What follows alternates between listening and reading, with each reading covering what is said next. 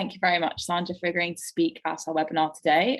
Would you like to introduce yourself and a little bit about yourself and your relationship to leadership, please? Really glad to be here, and just feels really, I don't know, honoured to be in this space with you all this afternoon. So I'm Sandra. Up till 6 years ago, I was chief exec at one of the district councils in Leicestershire. So I was chief exec at Blaby District Council.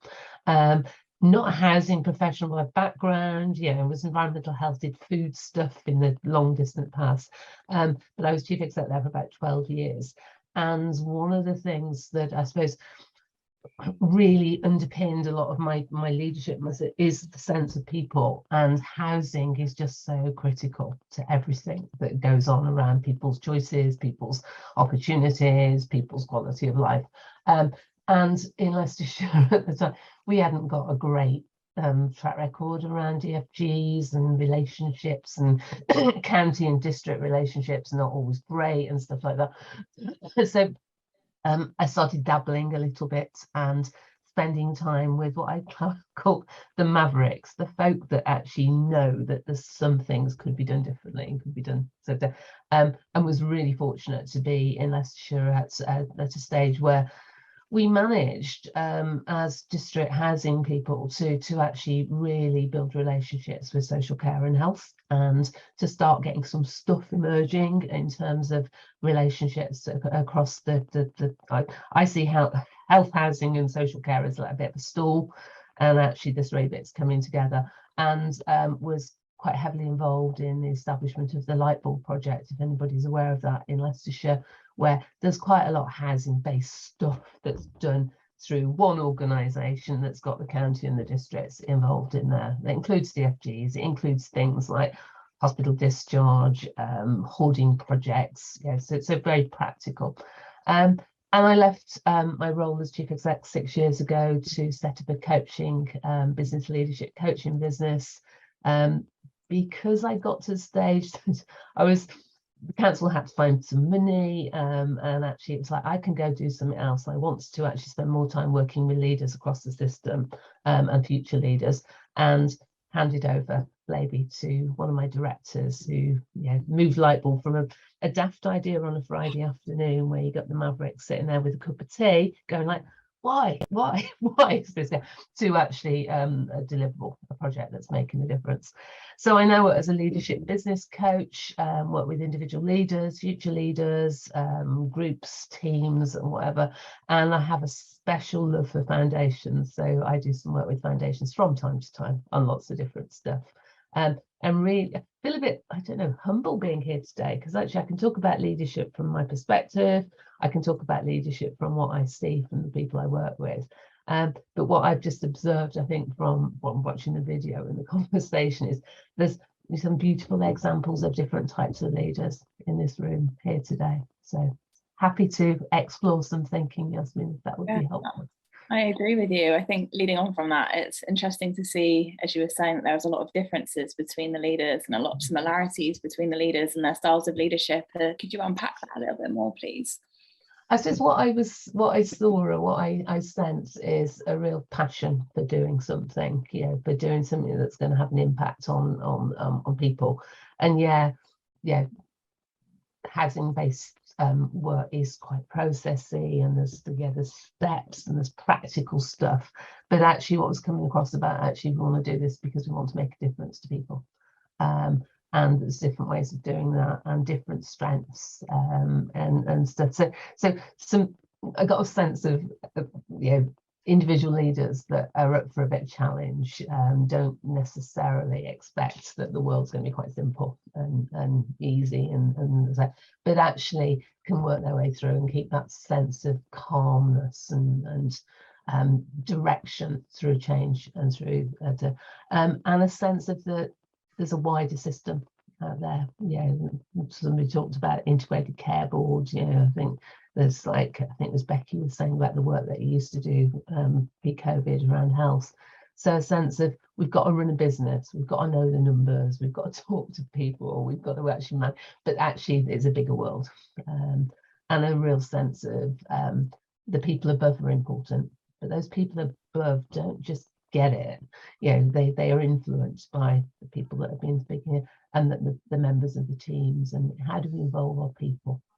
How do we involve our people in shaping what we do and getting a sense of the, and I think that it was really impressive to hear numbers. As chief of that, I was rubbish with numbers. I had somebody behind me that could tell me the numbers. But we do need to, as leaders, you need to be able to articulate the benefit of what you're doing. And sometimes that is about numbers and times and waiting lists. So looking at these leaders now, would you say that you would compare the leaders of today and how leadership is today and how it's evolved in comparison to the leadership of the past? How has it changed? How is it the same? What circumstances do you think might have made us to change or not change ourselves as leadership? I think that's a really difficult question to ask, because I think I'm not one of those people that see that leaders are made up as a set of skills and we learn them and we can go on some courses and everything. I think there's something, it's about mindset, but there's lots of different traits of leadership, and I think there's always challenges. So we've had over the last 2-3 years different types of challenges. COVID has thrown in real challenges about ways of working. There's ongoing challenges around austerity and money and supply chains and stuff like that. So I think there's probably something for me that, and I'm seeing that in a lot of my leadership coaching work about this, is about perhaps the pace of change and the you don't know where the next bit's going to actually come from. So I think there's something around for leaders, that resilience and being able to look after yourselves well enough to be able to respond to what that next challenge might be, and to sit still for a moment when those things happen, if that makes sense, not just react, to be able to have some planned thinking. But I think I don't see leadership as a set of individual traits. For me, leadership is a process. And what was lovely listening to people earlier was, I think, getting a sense of that. So there's some work by a guy called James Scudder, who looks at leadership and concepts of leadership. And he describes leadership as a process, so that you've got an attention to the vision and the ambition. You've got an attention to the delivery and the performance and priorities, attention to the team, and attention to individuals. And I think we saw some lovely examples of all 4 of those processes of leadership being talked about earlier. And as individual leaders, we can't necessarily be great in all 4 of those boxes. So something about being confident enough to be clear that if you're not so great at the performance management and delivery, who else in the team? So Sharon and Neil's partnership, beautiful, like mixture of somebody very focused on the rules and somebody perhaps a bit more of the rule breaker. So I think that it's changing. I think one of the probably the key bits that I'm seeing at the minute in some of my work is people becoming leaders, becoming more comfortable or being comfortable with the pace of change, but also that technology is changing and driving different ways of working. We have to manage staff now differently, managing remotely, managing hybrid teams, and actually in the world of housing, what's the potential for really embracing some of the technological stuff that is out there at the moment and may emerge even more so. And I think in terms of DHG adaptations, the practical housing work that HIAs are, what's the magic if somehow or other there can be lots of champions and allies working with you as a sector to allow some of those technological type tools that are there and will emerge that can actually help make the client's life slightly different and slightly better. Yeah, I think for me, a lot of what came out of the video and just our discussion now is the idea of resilience. I think that's one thing that really underscores the leaders. I feel like the theme of resilience and the way that they spoke about their team, I thought that there was something in that definitely about, the kind of respect and where you are with your team. Do you think that there's anything in that about leadership styles and leading a team and how you can kind of incite good collaboration with your team and have that kind of mutual respect with your team to do really good things. I think it's useful just to recognize we'll all have different styles. So we'll all have like, a preference to the way it is. But actually, if you look at some of the great leaders out there, and if we think about great leaders that we work with ourselves, what is it that they've got? There's usually an interest in people. There's usually an interest in making a difference. There's usually the ability to carry on a road, even if stuff's being chucked at you, and that belief in the people around them. So not that ego type led leadership, but I don't particularly like the term servant leadership, but actually being part of a system, but recognizing that as the leader there are some responsibilities with that. So not seeing yourself as more important necessarily, seeing yourself part of a system, but recognizing that as a leader sometimes you have to perhaps do some of that stuff that can feel a bit clunky or uncomfortable, and making some decisions and being okay with that and giving the confidence for people. But for me there's something about we've all got to live different bits in it, and actually if as a jigsaw it can look beautiful and it can work, but actually if the bits aren't joined up, and I think that a couple of people talked about actually using complaints, using things that don't always go right, getting curious about stuff. So I think there's something about resilience, not taking things too personally, but caring for yourself as a leader in a way that actually being a role model, in terms of if the leaders don't actually look after themselves and have the space to be able to adapt to stuff that's coming on, it just filters out across the whole team. And I think I use the word self-care a lot, and it's like people sometimes are selfish. I'm going to actually, if the leaders fall over through change, it doesn't help anybody. So there's something about being kind, being human, being like, but actually accepting the responsibility of leadership, but also recognizing that you as a leader deserve to have a bit of space outside of the work world, as well as your teams and the people around you. And something that came across to me about interest in people, it's like we deliver, or you deliver, I don't deliver, but deliver tactical adaptations and stuff in people's houses, but it's the impact on how that makes those clients feel. And it's the same when you're working with staff. What's the impact of that leader on the person's thinking and confidence to be able to go out there and do a good job that may sometimes go a little bit wrong because the system sometimes can make it hard. And how have you found in your personal experiences now in coaching leaders yourself, how have you found they've been open to change, or how have they found leadership in themselves? Do they see themselves as great leaders? We saw from this video, I think a lot of them felt a bit nervous being on camera initially. They don't see themselves as the great inspirational leaders that they are. So how have you found working with the leaders themselves? A lot of people, I think, the term imposter syndrome is bandied around a lot, isn't it? But I think, a lot of the people that are really in it and making a difference probably question themselves quite a lot. Am I good enough? Look at term comparisonitis. We look at other people and think, oh well, those over there are doing a really great job. There's something around, I think, recognizing that everybody's got some strengths, and believing in yourself. And I think imposter syndrome is quite interesting because there's different elements. So you can have some people that are really perfectionists that will never do a good enough job.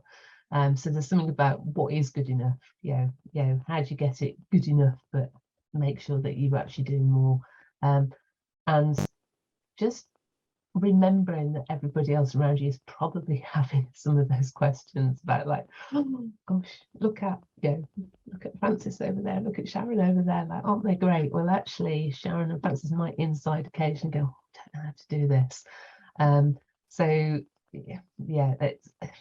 I think the leaders that come to work with me from a coaching perspective are often the ones that are more self-aware and more wanting to go on that journey to find that next level of the next level of potential that they've got to make a difference. But there's a lot of imposter syndrome out there, and I still have it. I look at the coach and go, oh, so as a chief exec, it's like, ooh. But I think finding that balance between trying new things and doing it and believing in yourself. That's a piece of advice you'd give then for anyone that's suffering from imposter syndrome. Believe in yourself. And look at others and recognize that inside most of the people that are around you, there's probably that little child thinking like, gosh, how did they turn me into a chief exec or the manager of a, because actually I'm just here by luck, or I'm just here because there was nobody else. But actually, I think imposter syndrome is quite interesting, because I think a little bit helpful in terms of taming egos, and but actually when it stops people having the confidence to do what they know is the right thing to do and to really believe in themselves and make a difference, and particularly as leaders, that can sometimes be seen by the people around us. Okay, interesting, thank you. Just now looking then at the future of leadership, you've spoken about how leadership's a process, but do you think that there is scope for leadership to change in the future? And do you think that inspirational leadership will look differently in the future? How might you think this would look? That's a really hard question, because if we look back, is it different? I've been around quite a long time, and I look back at leaders going back into the late 80s when I worked at Leicester, and actually the inspirational leaders that influenced me then, they probably were doing same type of things as the people that the inspirational leaders that I see now are doing, in terms of having ambition, seeing outside of the bigger picture, taking people with them, building allies, looking at a bigger system than just that bit.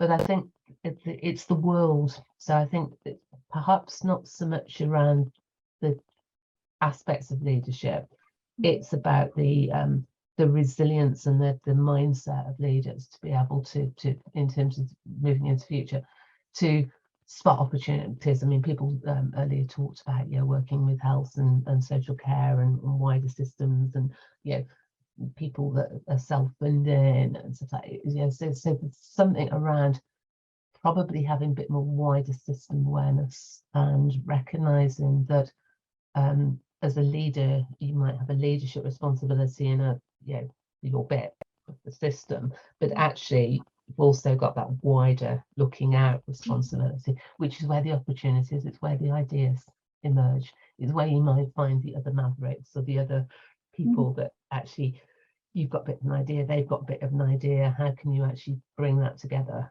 to affect change? Because I think life isn't simple. Housing here, social care there, health over there, a bit of something else over that bit. And I think there's something for me around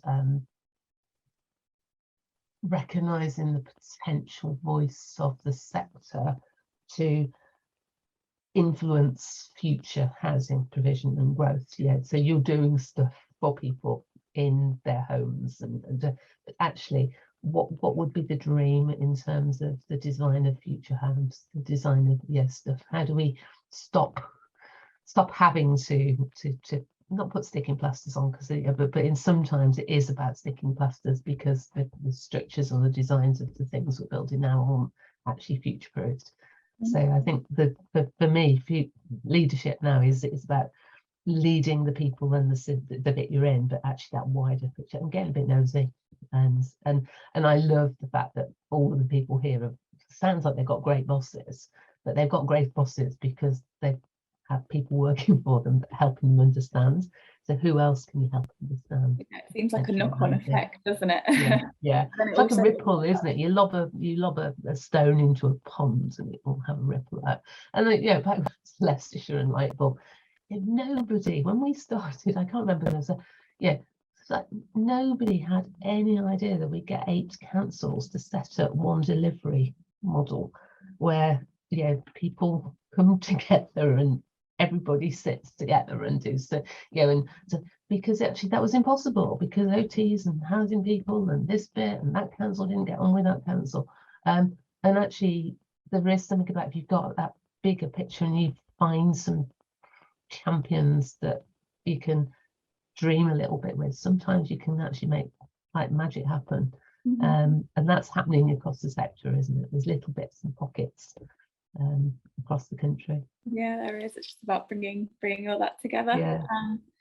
I did have a question about the general makeup of the sector and leadership, and how you think that the housing sector specifically, in regards to diversity and inclusion, aging. I know you were talking about imposter syndrome. That's something that I've felt a lot, being one of the youngest within the housing sector a lot of the time. Given those sorts of things, how do you think, or who do you think specifically will take on the leadership gap in the future, or who do you think should perhaps take on the leadership gap in the future within housing? It's really hard because I don't spend a lot of my time specifically in housing, but I think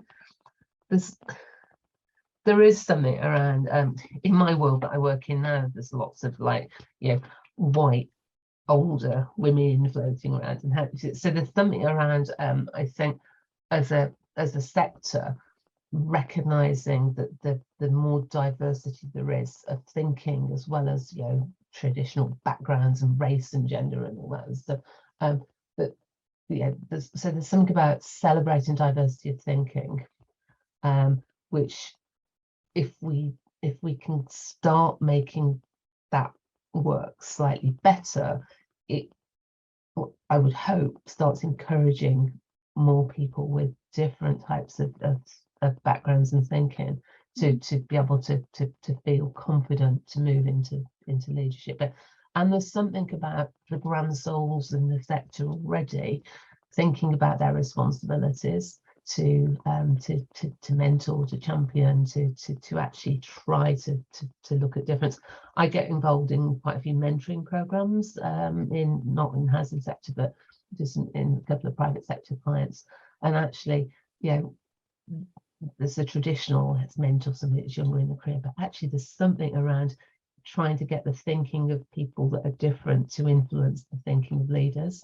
So mixing stuff up, and I think for all leaders and for all managers, actually who in your teams, who out there is actually might be a bit different, that actually invest a little bit of time, a little bit of energy, and then allow people to settle up, if that makes sense. Because I don't think we can spot future leaders by just saying, that's who we've got out there. But how can we get the confidence of people that they think differently? And how do we get younger people with different ways of thinking, in particular, and I suppose different ways of working, different backgrounds, to be able to influence the leaders that are currently there to think differently. Yeah, it's an interesting. Some kind of reverse mentoring programs. That would be interesting. Actually, I think that would go down well. Maybe I'll raise it at Foundation. And some of the transport providers are doing that. One of my coach supervisors, the individual that does my team coaching supervision, he's working very much to encourage different coaches into the profession, not the middle-aged white women that are changing career type stuff.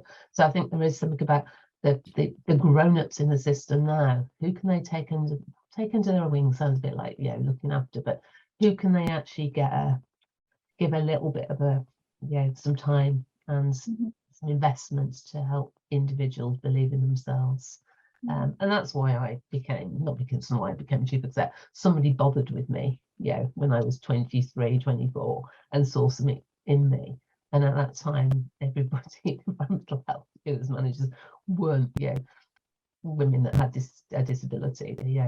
So something about the leaders accepting a bit of responsibility for change for the future, but without it being like, not patting people on the heads and being, just taking it seriously. And I think that was what Kevin was mentioning before when he was talking about getting that balance without actually doing something for them or making it patronizing, having that balance. And allow people to make mistakes. My learning, I became a reasonably effective chief exec, I think, because I made some really, really, really awful, difficult mistakes along the way, and I was helped to understand and learn from those. And we all do it differently. That's reassuring. That is very reassuring. It's digging up the wrong side of a drain problem when I was like 2 years into my career, and my boss going, "Well, you're not going to do that again, are you?" Sure. I think it's all about learning from the mistakes, definitely. Do you have any final reflections on leadership or any of the things we've talked about today? just really that all leaders are different. So there's no one model, there's no one book to read. I'd encourage people here that just carry on doing what they're doing, and to recognize that their potential or their sphere of influence can be quite wide. Do some amazing work, and actually how can that work help other bits of the system that are struggling, so that the client, the customer that's at the middle of it, gets a wider set of benefits. So just encourage, carry on doing what they're doing and believe in it, but also keep that focus on the numbers. We have to be, but actually, the reason quite a lot of the hospital housing stuff happened in Leicester was because somebody did do that number crunching. We found best friends at the county council that loved number crunching and really got their head into business planning, and they actually just then started allowing the housing people to be able to go and have different conversations, because if you can keep somebody out of the acute mental health ward or stop them getting back in there, the money it saves to the health system is quite a lot. Excellent. Thank you so much for your reflections, Sandra. It was brilliant as always. Thank you very much.